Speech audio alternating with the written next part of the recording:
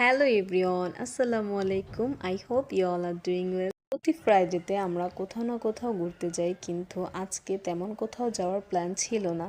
বাহিরে হাঁটতে হাঁটতে আমার মাথায় হুট করে একটা প্ল্যান আসে, কেননা নৌকা দিয়ে একটু ঘোরা যাক।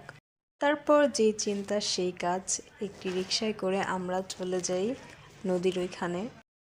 যেহেতু এটা আমাদের বাসা থেকে একদম কাছে, মাত্র 20 টাকা ভাড়া। তারপর আমার জামাই গিয়েছিল নৌকা ভাড়া করার জন্য, আর এইদিকে আমার ছেলে তো কান্না করে পুরাই অস্থির। আর নৌকা ভাড়া করার পর আমি তো একদম উঠতেই চাচ্ছিলাম না, কারণ আমার নৌকায় উঠতে অনেক ভয় করে। তারপর আর কি সাহস করে উঠেই ফেললাম। নৌকাতে ওঠার পর আমার তো অনেক ভালো লাগছিল, এত সুন্দর বাতাস আর নদীর ঢেউ, সব মিলিয়ে ওয়েদারটা একদম পারফেক্ট ছিল। এই যে তারপর আমি একটু ঢং ঢং করছিলাম।